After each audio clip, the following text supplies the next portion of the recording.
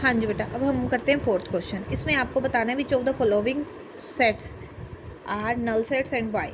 कहते हैं कि इनमें से, इन पार्ट्स में से कौन कौन सा नल सेट बना रहा है और क्यों बना रहा है, आपने ये भी बताना है। तो फर्स्ट पार्ट देखो बेटा, A is equal to zero in curly bracket. बेटा ये ज़ीरो एक एलिमेंट है, ठीक है, ज़ीरो एक इंटीजर है, ठीक है, ज़ीरो एक नंबर है, ऐसा नहीं है ये एम्प्टी होगा तो इसमें कोई भी एलिमेंट नहीं आना चाहिए या फिर 5 होना चाहिए। तो ज़ीरो आगे लिखा भी है, that is the set having zero as its only element, यानी कि उसका एक एलिमेंट है वो। तो it is not a null set because it having, the set having, आप आंसर में क्या लिखेंगे, वाई में क्या देना है, the set having zero as its only element, it is not empty set, ठीक है। सेकेंड पार्ट है बेटा, b is equal to x such that x plus three is equal to three. हाँ जी, इसको मैं सोल्व करके बेटा आपको दिखाऊंगी।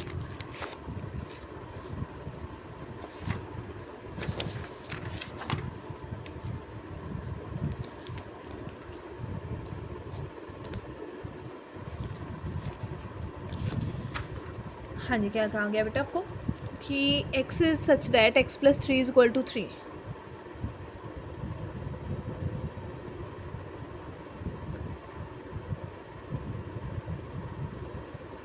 हाँ जी बेटा, इस कंडीशन को आप सोल्व करो।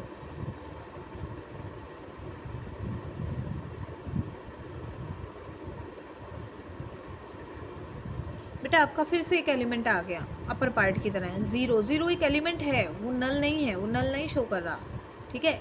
ये एक एलिमेंट है ज़ीरो, एम्प्टी सेट को शो रिप्रेजेंट नहीं कर रहा, ठीक है। तो इस सेट को आप ऐसे रिप्रेजेंट करोगे जैसे फर्स्ट पार्ट में आपका था। तो it is not a null set because it has its element as zero, its only element as zero. It is not a null set, it is a not a null set because it has zero as its only element or it is a singleton set। आप और भी इसको और अच्छे से लिखना चाहते हो तो बता सकते हो कि ये सिंगलेटन सेट है जिसमें एक एलिमेंट हमारा ज़ीरो दिया है, ठीक है बेटा। नेक्स्ट पार्ट में देखो, c part, c is such that x is such that x square, c is equal to x is such that x square is minus one is equal to zero बेटा, ठीक है। क्या condition है आपकी third part में, C is equal to, C is such that x square minus one is equal to zero, ठीक है। हाँ जी, अब X square minus one is equal to zero है, X square is equal to आपका one हो गया बेटा। तो आपको जैसे पता ही है क्वाड्रेटिक है तो इधर जाके plus minus square root one is also one. तो हमारे पास दो एलिमेंट आते हैं, एक वन और एक माइनस वन। तो ये आपका सेट सी है, ठीक है। तो ये कैसे नल सेट हुआ, इसमें तो दो एलिमेंट हमारे हैं, ठीक है। तो आप लिख सकते हैं it is a finite set having two elements 1 and minus 1, so it is not a empty set. Fourth part, d is equal to y is such that y square minus 1 minus 2 is equal to 0, d is equal to y is such that y square minus 2 is equal to 0, ठीक है बेटा। तो इसमें भी आपके पास condition दी गई है, y square is equal to बेटा 2 हो जाता है, ठीक है। y is equal to plus minus square root two, तो दो एलिमेंट आते हैं स्क्वेयर रूट टू और माइनस स्क्वेयर रूट टू, ठीक है। d is equal to this, it is also finite set having two elements square root two plus में और minus में square root two, it is not a null set.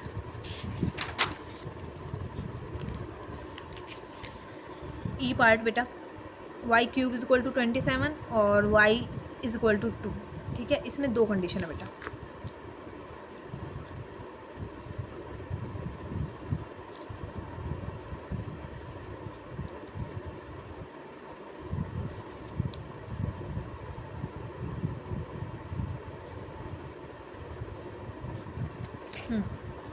अब बेटा y cube है ना, y cube is equal to 27 है, इधर जा कर के आपकी पावर हो जाती है 27 की 1/3, ठीक है बेटा। तो y इज इक्वल टू 3 होता है और इधर है 1/3, तो ये कैंसिल होकर के y की वैल्यू आपकी आती है 3 और सेकंड कंडीशन में आपकी आ रही है 2। तो इन दोनों में कोई भी कॉमन एलिमेंट नहीं है बेटा, तो ये सेट होगा आपका एम्प्टी सेट, कोई भी एलिमेंट नहीं आएगा, जिसको हम 5 ही बोलते हैं, ठीक है बेटा। अब हम करते हैं 6th पार्ट।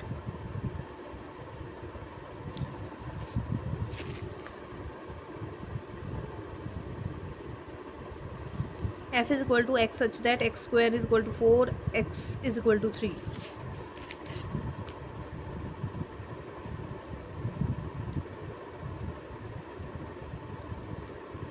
ये दो कंडीशन दी है बेटा। पहले तो फैक्टर्स हम बनाते हैं, ठीक है। जैसे आपको पता है अगर क्वाड्रेटिक है, पावर पॉजिटिव इवन है, तो उधर जाकर प्लस माइनस और स्क्वायर रूट 4 हो जाएगा, पावर 1/2 हो जाएगी, तो प्लस माइनस 2 आ गया बेटा।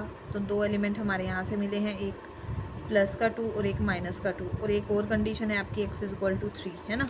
तो हमारे पास इसमें और इसमें बेटा कुछ कॉमन नहीं है, यहाँ 2 नहीं है, यहाँ 3 नहीं है, तो ये सेम सेट को, या ये कह सकते हैं कि ये एक कॉमन एलिमेंट नहीं शो कर रहे, तो ये f सेट हमारा एक एम्प्टी सेट होगा, नल सेट होगा, इसमें हमारा कोई भी एलिमेंट